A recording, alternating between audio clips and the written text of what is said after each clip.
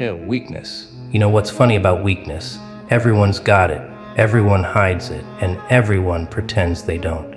It's the one disease no one admits to catching. People strut around in their shiny shoes, post their perfect little pictures online, smile for the cameras, and deep down, they're rotting. You see, weakness isn't loud. It doesn't scream, it whispers. It slithers in your head when the lights are off. It holds your tongue when you should be biting back. And it makes you dance like a circus monkey for the approval of strangers who wouldn't spit on you if you were on fire. But here's the joke: weakness isn't your enemy. It's your master. It pulls your strings, jiggles your arms, makes you clap when you should be breaking necks. Oh yes, sir. Oh no, sir. Anything you say, sir. Puppet on a string, dancing for crumbs. And people call that a life. Ha! What a tragedy. What a comedy. What a perfect little performance of nothing. The world doesn't respect the weak. No, it feeds on them. Like hyenas on a crippled lion. You think your kindness, your politeness, your obedience makes you good. No, it makes you a meal. It makes you lunch for someone stronger, louder, bolder, crazier. You think wolves apologize to sheep. You think predators lose sleep over your feelings. Ha! You're nothing but the punchline to a joke you didn't even hear being told. You want to know why? You'll never be untouchable. Because you cling to your weaknesses like children clutching teddy bears. You polish them, you protect them, you wrap them in excuses. Oh, I'm just too nice. Oh, I just don't want trouble. Oh, I'm just careful, I'm just patient, I'm just waiting for the right time. Lies, you're weak. Admit it. You love being weak because it's comfortable. And comfort is the deadliest poison of all. I'll tell you a secret. People think I'm insane. They think I'm chaotic. They think I'm unpredictable. Wrong, I'm the only honest one in the room. Everyone else hides their scars, their fears, their trembling little insecurities. I paint mine on my face! Big red smile, smeared lipstick, laughing at the world while it cries in the dark. Weakness makes you a prisoner. Laughter sets me free. But don't worry, I'm not here to cure you. No, I'm not a doctor. I don't hand out prescriptions. I hand out knives. I teach you to cut, to kill, to destroy every pathetic habit, every trembling excuse that keeps you chained to mediocrity. Because let me tell you, sugar plum, mediocrity is worse than death. At least death is interesting. Mediocrity, it's invisible. It's being alive and already buried. Look around you. Do you see the untouchables of this world? They aren't untouchable because they were born with crowns or cash. No, they're untouchable because they butchered their weaknesses. They carved them out with jagged edges and bloody fingernails. They stopped begging to be liked. They stopped fearing to be alone. They stopped pretending life was safe, fair, or forgiving. They killed the parts of themselves that trembled, and what was left? Monsters, gods, legends. The kind of people who walk into a room and the air changes. The kind of people who could burn down your life with a smile and a shrug. The kind of people you secretly envy and secretly hate. And here's the real punchline: you could be one of them. Yes, you. But not as you are. As you are, you're soft clay, waiting to be shaped by stronger hands. You're a candle in the rain, waiting to be snuffed. You're weak, and weakness makes you touchable. Weakness makes you predictable. Weakness makes you a target with a big red bullseye painted right on your back. So here's the deal. You want to be untouchable. Then you have to get dirty. You have to get cruel.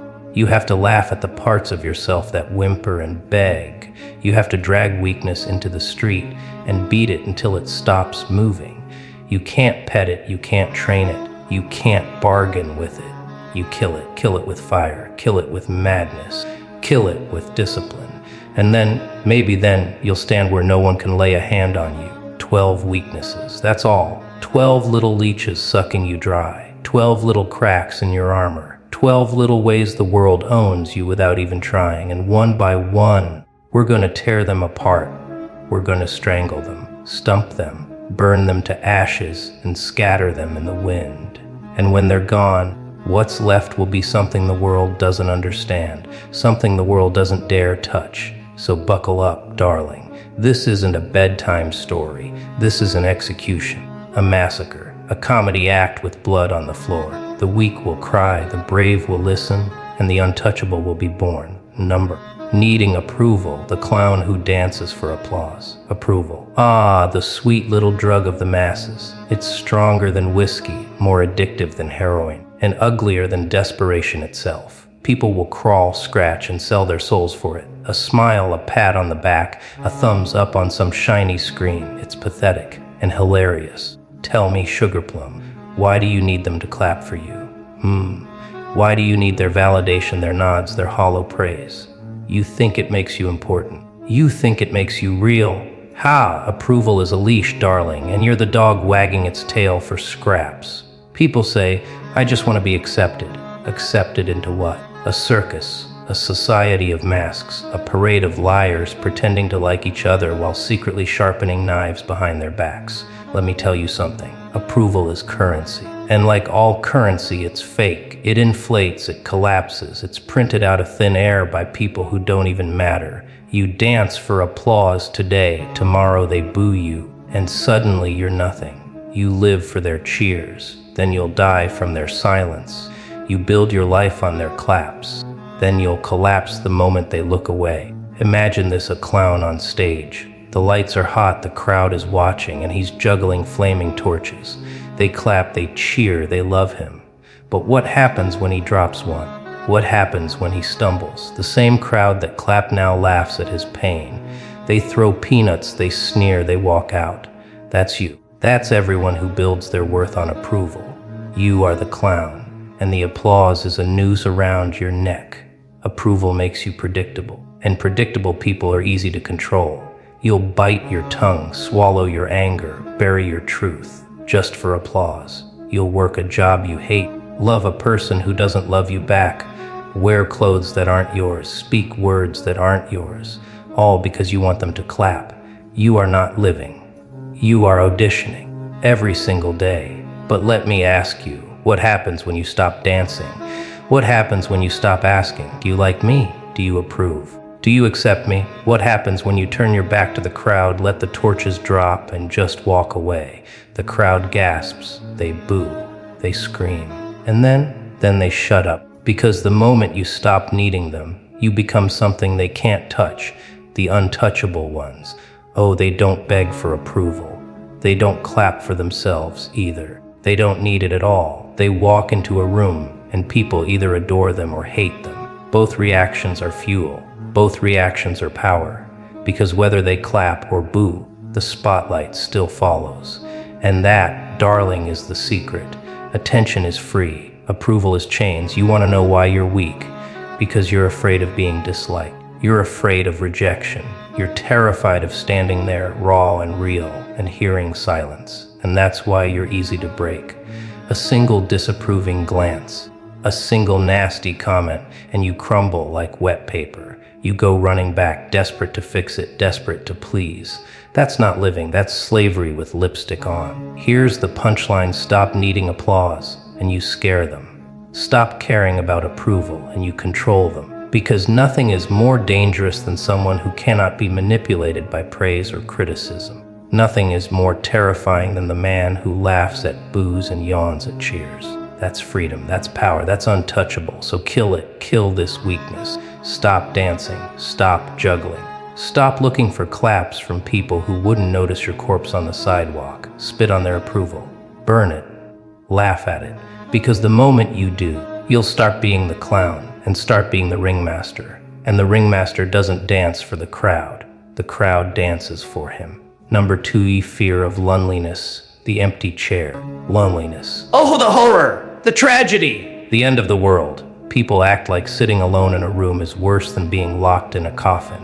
They scramble for company, flood their lives with noise, surround themselves with people they don't even like, just to avoid hearing the sound of their own breathing.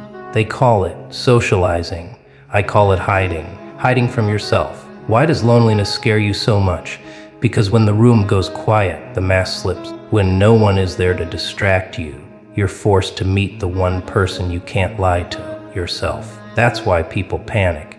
That's why they run to toxic friends, bad lovers, endless parties. Because silence is a mirror, and most of you hate what you see. Delicious irony. You fear loneliness, but what you're really afraid of is you. Let me tell you something, darling. Loneliness is not your prison, it's your proving ground. The weak need company to validate their existence. They need an audience clapping for their every move, nodding at their every thought, holding their fragile little egos like glass ornaments. But the strong, the untouchable, they thrive in solitude. They sharpen themselves in silence. They train in the dark when nobody's watching, so when the lights come on, they are unstoppable. You ever seen a wolf walk alone? Not hungry, not desperate, just confident, calm, powerful. That's not weakness. That's strength. That's what terrifies people. Because a pack can be predicted, manipulated, broken apart. But a lone wolf, a creature that doesn't need anyone, that's untouchable. That's what you could be if you stopped crying about empty chairs. Let me paint you a picture. Imagine two men. One can't spend an hour without company. He's constantly checking his phone, terrified of silence. His entire life is a performance for others. Now take the other man. He spends weeks alone. He knows the sound of his heartbeat, the weight of his thoughts. He doesn't panic when the lights go out. Which one do you think the world fears? Which one do you think the world bows to? Not the desperate little chatterbox, not the weakling who needs noise to stay sane. No, it bows to the man who can sit in silence and smile. Your fear of loneliness is a weakness because it makes you easy to control. People wave a little acceptance in your face and you follow. They threaten you with exile and you break. They say do this or you'll be alone and you obey, like a dog afraid of the dark. If you cannot stand alone, you will never stand at all. I laugh at loneliness. I dine with it. I waltz with it. The walls don't scare me. The silence doesn't strangle me. Loneliness is my ally. It doesn't betray me. It doesn't lie. It doesn't turn its back when I need it most. Humans do that. People do that. Loneliness, though. Loneliness is honest, and in a world of liars, honesty is priceless. Here's the joke. The moment you stop fearing loneliness, you stop being lonely. Ha! Think about it. If you're not afraid of being alone, suddenly it isn't loneliness. It's freedom. No obligations, no masks, no applause required. Just you, your thoughts, your fire. And from that fire, you forge yourself into something stronger, sharper, and utterly untouchable. But you, yes, you keep running. You keep grabbing the phone, texting, begging, posting, waiting for someone, anyone, to remind you that you exist. That's weakness. That's slavery. And it will eat you alive, so stop. Sit in the empty room. Face the silence, wrestle the shadows until you're not afraid of them anymore. Because when you win that fight, the world can never threaten you again. Loneliness isn't punishment, it's a test. And if you pass it, you become dangerous. Because you'll no longer need their company, their attention, their approval. You'll no longer tremble at the thought of exile. You'll no longer break when the crowd turns its back. You'll be untouchable, and the untouchable one laughs alone. So stop fearing the empty chair. Stop fearing the silence. Sit down, listen, learn. And when you rise as someone who doesn't need anyone at all. That's when they'll finally fear you. That's when you'll finally be free. Number 3Z, playing safe, the plastic bubble people. Safety. Oh, what a lovely little illusion. People wrap themselves in it like bubble wrap, hoping the world won't pop them. Be careful. Don't take risks. Stay safe. Ha! Safety is the polite word for paralysis. It's the excuse cowards give themselves for never daring, never trying, never living. Playing safe isn't safety. It's slow death in disguise. You think the world rewards the safe ones? No. The safe ones are invisible. They shuffle to work, shuffle back home, shuffle into their graves, and nobody remembers their names. The ones who make history. They weren't safe. They gambled. They bled. They risked everything and sometimes lost everything. But even in losing, they carved scars into the world that refused to heal. Playing safe means you're terrified of pain, terrified of rejection, terrified of failing so badly that you don't move at all. And that's the punchline. You're so afraid of dying that you never actually live. You call it caution. I call it cowardice. You build a little padded room around your life, tape up the corners, dim the lights, and whisper, "At least I'm safe." But darling, padded rooms are prisons. Coffins are safe too. Very safe, no risks, no danger, no life. The weak play safe because they crave guarantees. They want certainty. They want someone to hand them a contract that says, "You'll win. You'll succeed, you'll be loved, nothing will go wrong. But life doesn't sign contracts. Life throws knives. Life lights fires. Life laughs at your insurance plans and your retirement savings and your neat little rules. And while you're busy fastening your seatbelt, someone else is already racing toward the finish line. Here's the truth: safety is expensive. Every time you play it safe, you pay with your dreams. You pay with your potential. You pay with your very soul. Think about it: the job you didn't take, the move you didn't make, the words you didn't say, all because it wasn't safe. And now you're haunted, not by ghosts, by regrets, by the 1,000 chances you strangled before they even breathed. Let me put it simply: safe people don't scare anyone. They don't inspire anyone. They don't change anyone. They're wallpaper, forgettable, background noise. But the dangerous ones, the risk takers, they're the explosions in the silence. They're the storms in the routine. They're the reason the world remembers. Nobody tells bedtime stories about the man who played it safe. They tell stories about the lunatics who broke rules, jumped fences, and laughed while the safe ones trembled. And do you know why safe people never win? Because safety is predictable. Predictable people are easy to manipulate. The system loves you when you play safe. Your boss loves it. Your government loves it. Your enemies love it because they know exactly where you'll be, locked in your little box of fear. Safe is stable, safe is weak, safe is boring, and boring people are easy to crush. Now imagine the opposite. Imagine you walk into the fire instead of away from it. Imagine you stop asking, "Is this safe?" and start asking, "Is this worth it?" Imagine you laugh at the odds, spit on the risks, and take the leap anyway. That's dangerous. That's chaos. That's untouchable. The weak play safe because they want to avoid pain. But the untouchable ones, they embrace it. They know every scar is a story. Every failure is armor. Every risk taken is proof that they lived. Playing safe keeps you whole, but broken in spirit. Taking risks might break your body, your wallet, your pride, but it forges your soul into steel. So here's the deal: kill this weakness. Tear up the bubble wrap. Smash the padded walls. Step out of the coffin before the lid seals shut. Stop being the sheep that tiptoes around danger and start being the wolf that howls in its face. Because safety won't save you. It will bury you, and the world won't remember your caution. It'll remember your courage. So, darling, are you going to keep playing it safe? Or are you going to play to win? Because in the end, the safe ones die quietly, while the dangerous ones live forever in stories whispered with fear and awe. And me, I'd rather be remembered as chaos than forgotten as safe. Number 14, chasing perfection, the puppet of flaws. Perfection. That shiny little carrot dangling in front of your nose. Everyone wants it. The perfect body, the perfect job, the perfect face, the perfect life.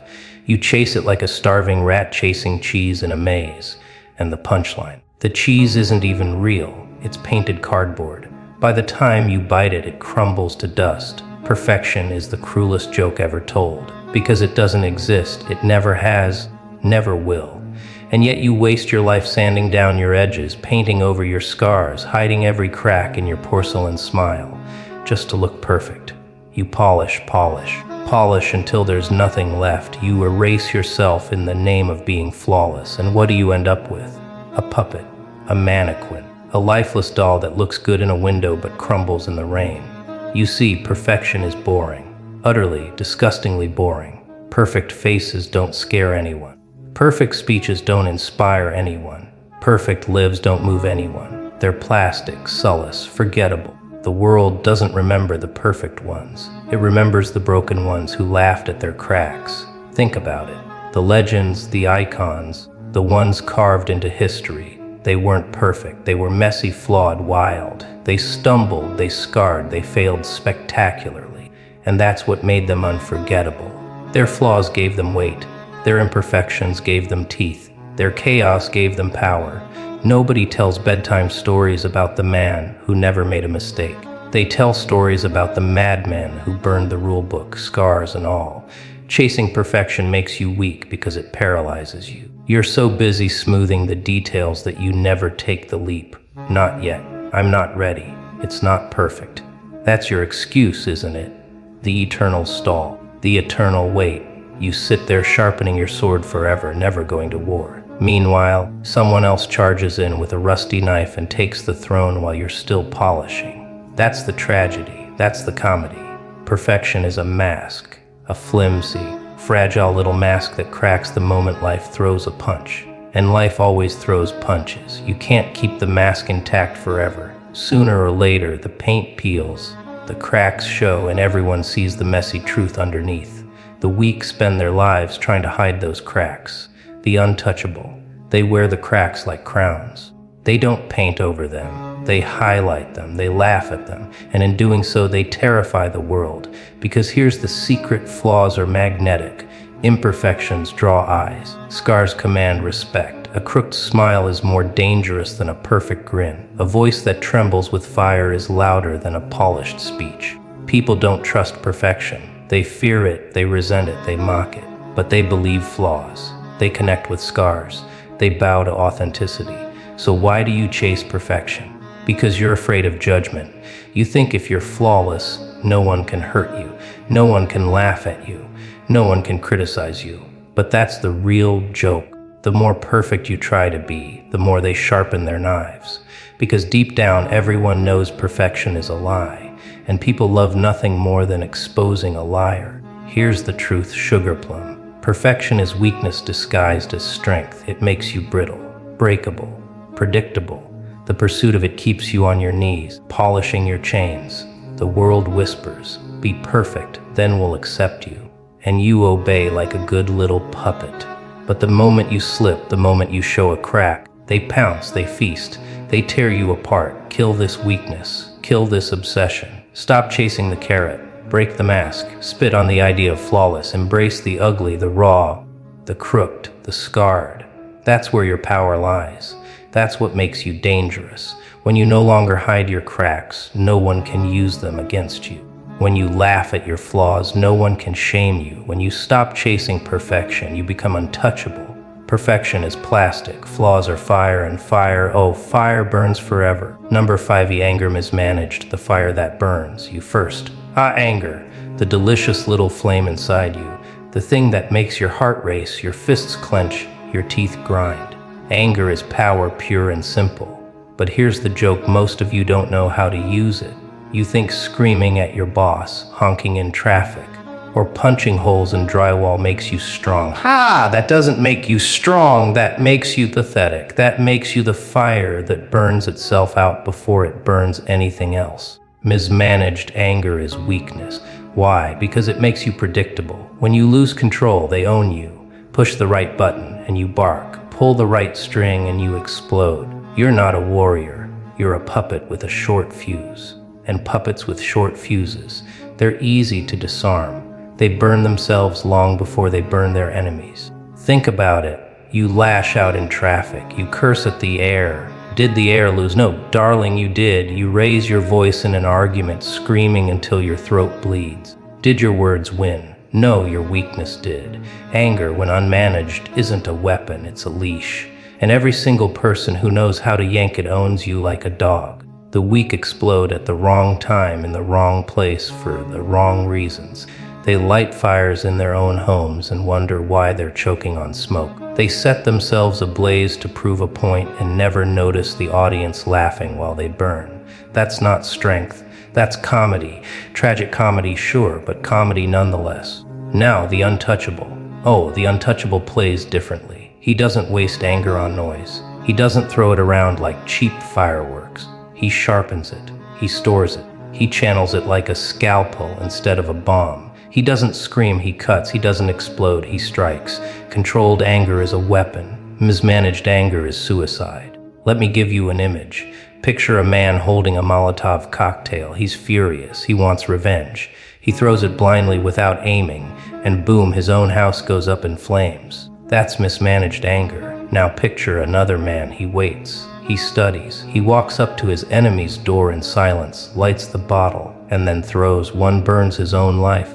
The other burns his enemy's. Same fire, different control. One is weak, one is untouchable. The world loves people with mismanaged anger. They're easy. Poke them, prod them, and they explode. Then you point, laugh, and call them crazy. You've seen it at work, at home, online. People frothing at the mouth, raging like fools, while the calm ones smile, sip their drinks and win. That's the joke. Uncontrolled anger doesn't scare anyone. Calm anger terrifies everyone. When you manage anger, you don't lose it, you weaponize it. You don't deny it, you don't bury it, you don't paint it over with positive vibes. You let it simmer, you let it cook, you let it sharpen into something surgical. And then you release it when it matters, at the right time, at the right place, on the right target. That's when anger stops being a weakness and becomes a force no one can stop. But most of you waste it. You waste it yelling at strangers.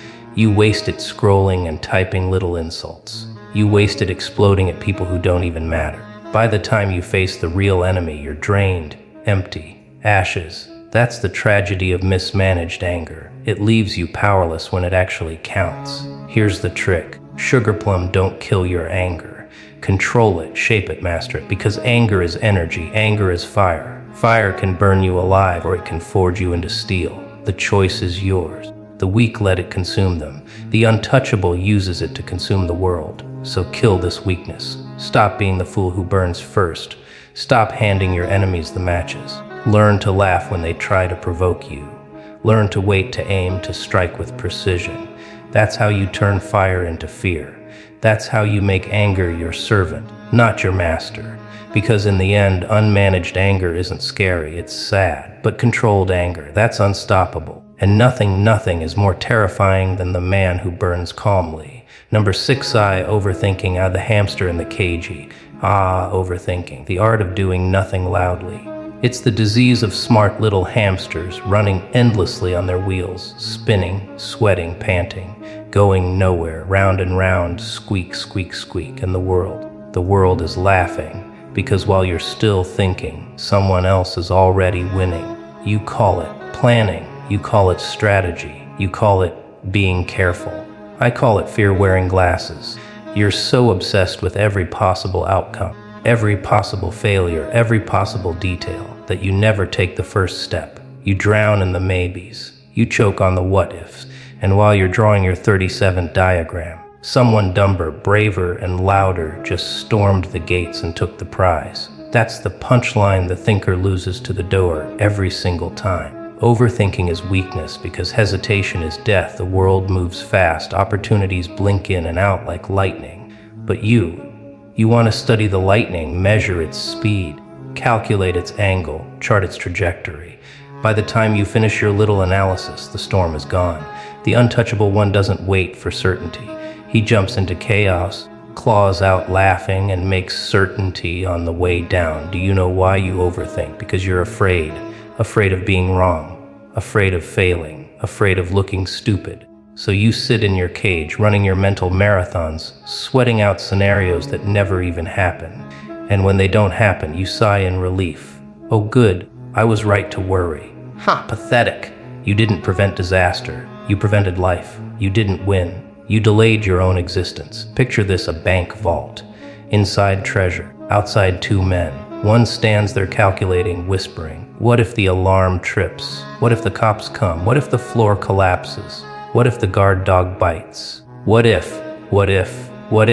Meanwhile, the other man, he grabs the crowbar, smashes the lock, and runs. Guess who ends up rich? Guess who ends up still thinking at the crime scene when the cops arrive? The untouchable doesn't overthink. He thinks yes, but just enough to act. He doesn't spin the wheel until it squeaks itself to death. He makes a move. He makes mistakes. He learns. He adapts. Action beats overthinking because action creates reality. Thinking just creates ghosts. Ghosts of futures that never happen. Ghosts of fears that never come true. You're haunted by your imagination while the door is building his empire. And here's the real joke, your overthinking doesn't make you smarter. It makes you weaker. It robs you of energy, robs you of time, robs you of confidence. The longer you think, the more reasons you invent not to act. The more you delay, the heavier the first step feels, until eventually you're paralyzed, frozen, a statue in a world that moves without you. The weak glorify overthinking. They call it caution, wisdom, patience. But the truth, it's fear in a tuxedo, it's cowardice pretending to be clever. The untouchable knows that thought without action is rot. The mind is a blade. You either swing it or it rusts. So kill this weakness. Kill the hamster in your head. Stop running in circles and start running forward. Stop rehearsing life in your mind and start bleeding in the arena. Because in the end, nobody remembers the man who thought of everything. They remember the man who did something, anything, even if it wasn't perfect. Overthinking is the cage. Action is the key. The weak die inside the wheel. The untouchable breaks it, laughs, and runs free. Number 7, and wanting to be liked, the pretty mask. Ah, the need to be liked. The sweetest poison of all. People would rather starve their souls than risk being disliked. They smile when they want to scream, nod when they want to spit, agree when every bone in their body is begging them to ribble. Why? Because they want to be liked. They want the warm hug of acceptance, the pat on the head, the illusion that they belong. It's pathetic. And it's hilarious. Wanting to be liked is weakness because it makes you wear a mask that isn't yours. You trade your face for a fake one. You sand down your edges, soften your voice, dim your fire, all for approval. You become a watered-down version of yourself, a nice puppet nodding along to whatever keeps the crowd clapping. And here's the punchline: they don't like you. They like the mask you built for them. The mask that cracks the moment you're tired of pretending. People who need to be liked will sell their truth for pennies. They'll betray themselves for smiles. They'll stay in jobs they hate, relationships that rot, friendships that drain, just so they don't upset anyone. They call it kindness. I call it cowardice. Because kindness without honesty is just fear dressed up as virtue. Think about it. If you're obsessed with being liked, you're easy to control. Someone frowns, you adjust. Someone sighs, you bend. Someone disapproves, you break. They don't even need to order you around. You police yourself. You gag your own mouth. You cut your own strings, and they sit back, sipping their drinks, enjoying the puppet show. But here's the real joke: no matter how much you twist, smile, or bend, not everyone will like you. It's impossible. You could set yourself on fire to keep people warm and still. They'll complain about the smoke. You could bleed for them, break for them, bow for them, and they'll still find a reason to sneer. Chasing universal approval is like chasing smoke. You grab and grab and grab and end up with nothing but ashes in your hands. The untouchable one knows this. He doesn't beg to be liked. He doesn't even try. He is who he is, maskless, raw, unfiltered. Some people love him, others hate him. Both reactions feed him. Both reactions prove he's real. Because nothing is more frightening than someone who isn't desperate for approval. Someone who doesn't need your smile, your nod, your acceptance. That's dangerous. That's untouchable. Wanting to be liked is weakness because it silences you, it makes you dull, it makes you predictable. But when you kill that weakness, you become chaos. You say what you mean, you do what you want, you live without apology. And that makes you terrifying because people can't shame you into obedience anymore. They can't cage you with frowns. They can't leash you with disapproval. Here's the trick. Sugarplum the world doesn't need another likable face. It doesn't need another polite puppet. It needs monsters. It needs madmen. It needs people too honest, too raw, too real to ever be liked by everyone. That's where power lives. That's where freedom hides. So rip the mask off. Stop smiling when you don't mean it. Stop agreeing when you want to roar. Stop dimming your fire to keep fragile people comfortable. Kill the weakness of wanting to be liked, and they'll never know what to do with you again. Some will fear you. Some will worship you. But none will own you. Because at the end of the day, darling, being liked is overrated. Being real, that's untouchable. Number 80, fear of failure, the broken toyer. Oh, that dirty little word people whisper like it's the plague. Don't fail. Don't mess up. Don't fall. Ha! What a joke! The truth. Failure is the only thing that teaches. The only thing that sharpens. The only thing that actually makes you alive. But most of you fragile, trembling little dolls, you treat failure like death. You avoid it, hide from it, tiptoe around it, and in doing so, you never really live. Fear of failure is weakness because it freezes you. It ties your hands behind your back before you've even stepped into the fight. You whisper, what if I lose? What if I embarrass myself? What if it all falls apart? And while you're busy building your coffin out of what ifs, someone else someone who isn't afraid to fail, is already running the streets, breaking rules, laughing at scars. You want to know what failure really is? It's a broken toy, that's all. A toy you drop, smash, crack. You pick it up, laugh, and learn. But you treat the toy like a bomb. You refuse to touch it. You live in constant fear of the moment it breaks. You don't play, you don't risk, you don't grow. You just sit there, clutching the box, whispering, what if it shatters? Well, here's the punchline: it already did. The toy was always meant to break, and the break is the point. The untouchable doesn't fear failure. He flirts with it. He dances with it. He kisses it on the mouth and laughs in its face. Because failure is just feedback. Failure is just information. Failure is proof that you tried, proof that you acted, proof that you lived. Fear of failure, on the other hand, is proof that you're already dead inside. Think about the greatest stories. The heroes, the legends, the madmen who carved history with their bare hands. Did they avoid failure? No, they failed big, they failed loud. They failed in front of crowds, in front of enemies, in front of gods. And then they stood back up, blood on their teeth, fire in their eyes, and they kept going. That's why they're remembered. That's why they're untouchable. Not because they avoided failure, but because they laughed at it. Fear of failure is a cage made of whispers and shadows. It convinces you not to take the shot, not to leap, not to risk. You think you're safe inside, but really you're rotting, you're suffocating. You're watching life through bars while the wild ones, the fearless ones, run free outside. And here's the cruel twist: by trying so hard not to fail, you guarantee the biggest failure of all. Never living, never daring, never becoming anything more than a shadow. The weak tiptoe around failure. The untouchable stomps straight through it. He doesn't ask, what if I fall? He snarls, what if I don't? He doesn't calculate every risk to avoid pain. He embraces the pain, knowing it sharpens him. Every scar is a trophy. Every loss is a lesson. Every failure is another brick in his fortress. So kill this weakness. Stop hiding from the broken toy. Stop pretending failure is fatal. Failure is nothing but a bruise, a scratch, a moment. Fear is the only thing that makes it permanent. Smash the toy.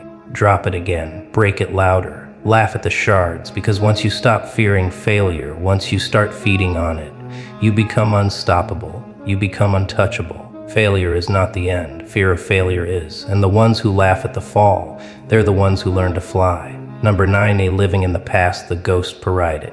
Oh, the past. That graveyard you love to visit every night. You walk through it with your head bowed, whispering to ghosts, clutching regrets like wilted flowers. You replay old wounds, old mistakes, old betrayals, as if scratching them raw will somehow heal them. It won't. The past is a parade of ghosts, and you're marching in it, chained, blind, pathetic. Living in the past is weakness, because it steals the only thing that's real, the present. Every second you spend looking backward, you bleed out your now. You rot in what was and miss what is. You chain yourself to a corpse and wonder why you can't move forward. The truth, you're dancing with ghosts, and ghosts don't lead you anywhere but down. Regret, nostalgia, shame, revenge. These are the chains of the past. You polish them, you wear them, you drag them along proudly. Look at my pain, look at my history, look at my scars. But nobody cares, darling. Nobody cares. The world isn't looking backward. It's sprinting forward, laughing. And you're standing in the dust, choking on memories. The weak cling to the past because it's safe, known, predictable. It can't surprise you, can't hurt you more than it already has. So you hide there, licking wounds, replaying glories, comforting yourself with shadows. But the untouchable, he kills the ghosts. He refuses to bow to yesterday. He knows the past is a story, not a prison. He writes new chapters instead of rereading the old ones. Think about it. How many people do you know who can't shut up about what they used to be? The athlete reliving high school trophies. The worker bragging about a job he lost years ago. The bitter lover replaying heartbreaks like broken records. They are ghosts already, alive but not living. They worship a grave. They bow to a coffin. They are chained to yesterday, unable to breathe today. And the joke, the past doesn't care about you. It doesn't even exist anymore. It's dead, buried, gone. The only place it lives is in your head. You keep it alive by feeding it your energy, your thoughts, your present. You keep the ghosts dancing because you're too afraid to silence the music. The untouchable laughs at the past. He learns, yes, but he doesn't linger. He takes the lessons, spits out the rest, and moves. He doesn't drag the coffin behind him. He burns it, dances on the ashes, and keeps walking.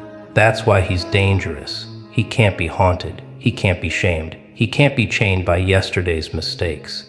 His eyes are forward. His hands are busy. His life is alive. Here's the trick, sugar plum. You can't kill the past, but you can starve it. Stop feeding it with your attention. Stop polishing its chains.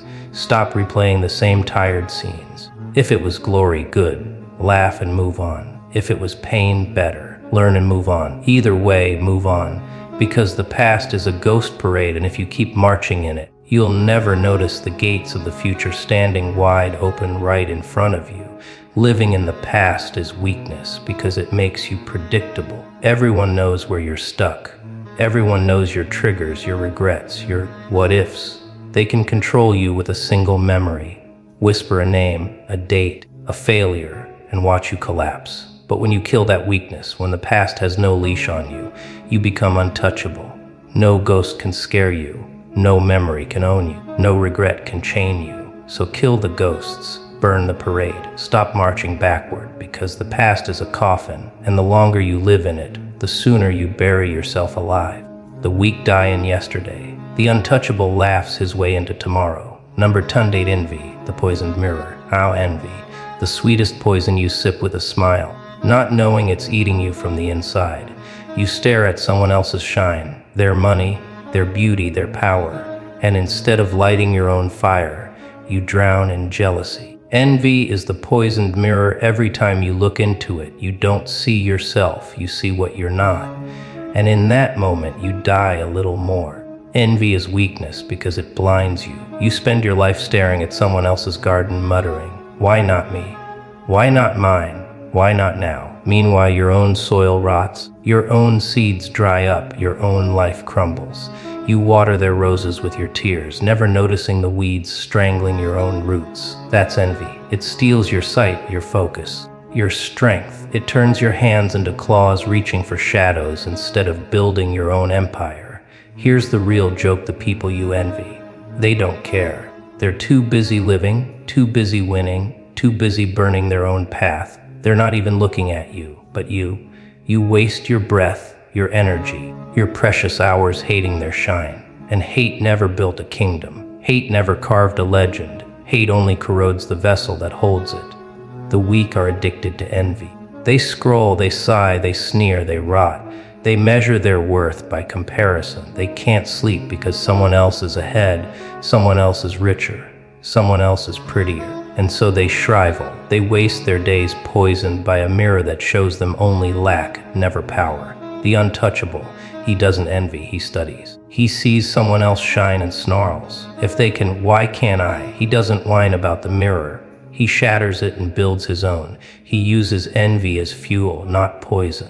He takes the sting of jealousy and forges it into fire. He doesn't sit in the shadows pointing at someone else's crown. He crafts his own, bloodied, crooked, but real. Here's the trick, sugar plum: envy is only deadly if you drink it, if you let it rot inside you, if you let it define you. But if you flip it, if you use it, it becomes rocket fuel. It becomes the fire that burns the chains off your back. The weak look at kings and cry. The untouchable looks at kings and laughs. Moo, my turn. But most of you let envy consume you. You let it hollow you out. You gossip, you complain, you scheme against those ahead instead of fighting your way forward. And every moment you spend envying is a moment you could have been building. That's the tragedy. That's the comedy. You envy the strong while your own strength dies in the corner. Envy makes you easy to control. Flash some gold, some fame, some fake smiles, and you'll waste years chasing shadows.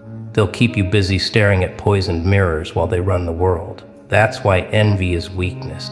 It keeps you distracted, drained, defeated. But when you kill that weakness, when you laugh at mirrors and build your own light, you become dangerous, untouchable. So smash the poisoned mirror. Stop staring at what isn't yours. Stop rotting in someone else's glow. Turn envy into hunger. Let it sharpen you. Let it push you. Let it fuel your madness instead of poisoning your soul. Because envy is death when swallowed, but it's power when burned. The weak die staring into mirrors. The untouchable breaks the glass, bleeds, and crowns himself with the shards. Number 11, lack of discipline, the rotten deck of cards. Ah, discipline. The word that tastes like chains to the weak, but like freedom to the strong. Most of you think you're free because you do whatever you feel like. Ha! That's not freedom. That's slavery to impulse. That's weakness in disguise. You're not choosing, you're twitching. You're not living, you're reacting. And every time temptation whispers, you fold like a rotten deck of cards. Lack of discipline is weakness because it makes you unreliable to yourself, to others, to your future. You make promises at night and break them by morning. You swear you'll change, but you don't.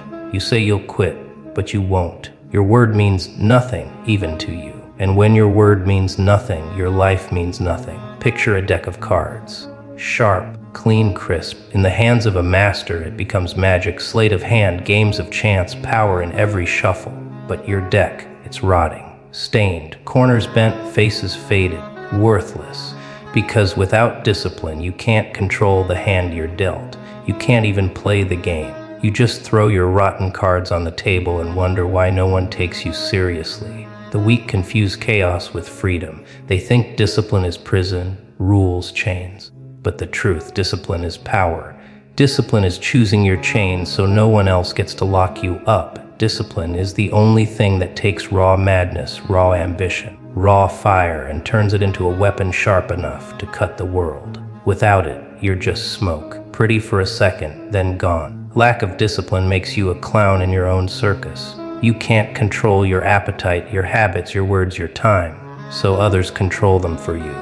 The boss, the system, the addiction, the distraction. They hold your strings, they shuffle your rotten deck, they laugh as you dance. You think you're free because you follow your feelings.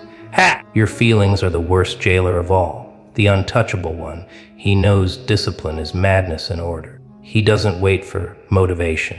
He doesn't pray for inspiration. He moves whether he feels like it or not. He acts even when it's boring, painful, relentless. Because discipline is the bridge between chaos and creation.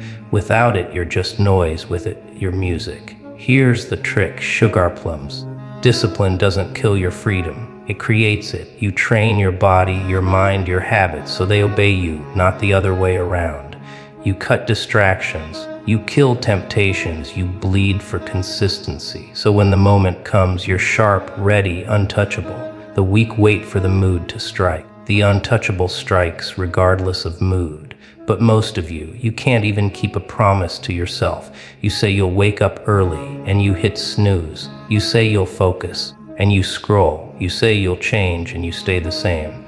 And every broken promise is another crack in your foundation until eventually your house collapses. Not because life was unfair, but because you were undisciplined, because your deck was rotten. So kill this weakness. Stop living like a joker in someone else's game. Build discipline brick by brick. Wake when you say you'll wake. Do what you say you'll do. Bleed for the habit, not the mood. Grind until your word is law even to yourself. That's how you become terrifying. That's how you become untouchable. Because discipline is the backbone of power. Without it, you're bent. With it, you're unbreakable. The weak shuffle a rotten deck. The untouchable sharpens every card into a blade. And when he plays, he doesn't gamble, he wins. Number 12, fear of death, the final jokey. Death. Aha, the word that makes hearts race and voices tremble.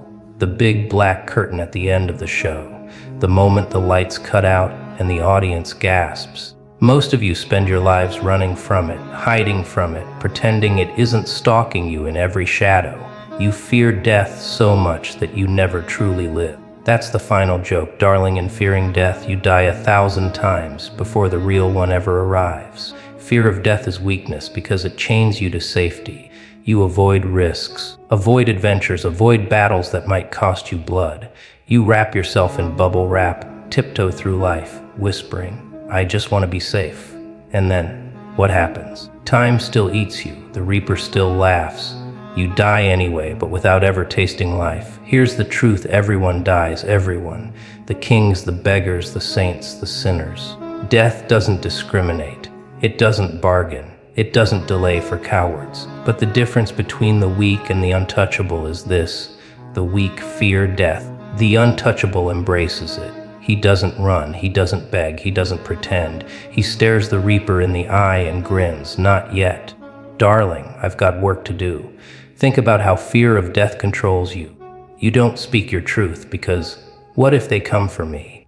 You don't chase your dream because, what if I fail and ruin my life? You don't fight for your place in the world because, what if I get hurt? All your chains trace back to that one terror, the end. And so you live like a shadow, bowing to a clock you can't stop. The untouchable is dangerous precisely because he doesn't fear death. A man with nothing to lose is a man you can't control. Threats don't scare him. Danger doesn't stop him.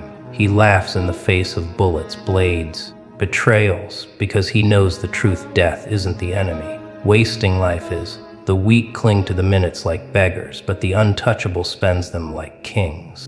Here's the trick: sugar plum death is not the punchline, it's the setup. Knowing you'll die should light a fire under your bones.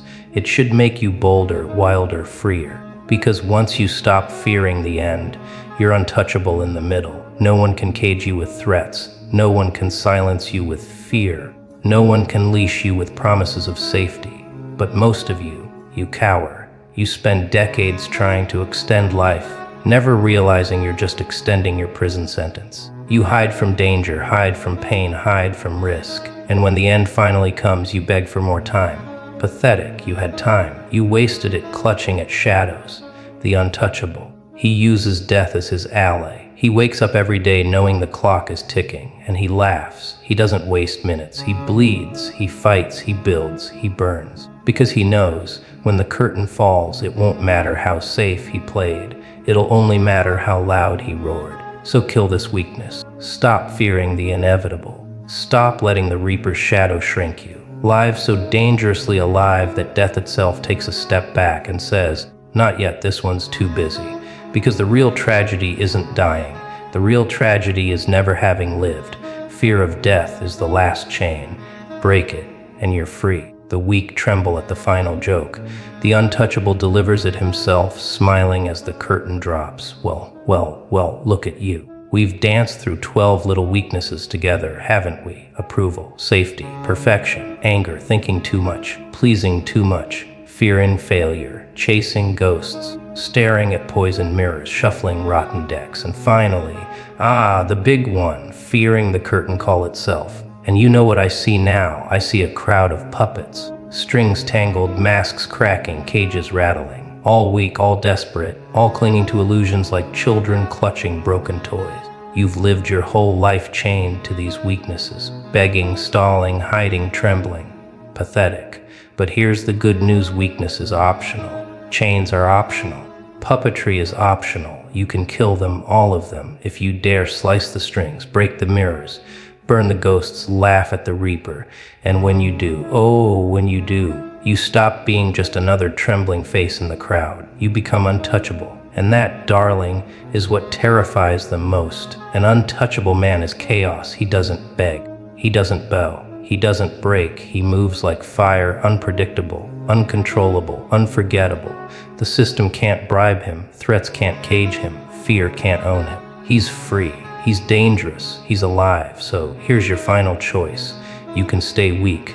You can keep polishing your mask, running in your hamster wheel, clutching your rotten cards until death finally taps your shoulder and whispers, "Game over." Or you can laugh. You can kill these 12 little parasites one by one. And when the world looks at you with horror and awe, when they whisper, "He can't be controlled," you'll know you've arrived. Because life is a joke, sugar plum. And the only punchline that matters is whether you laugh before it ends.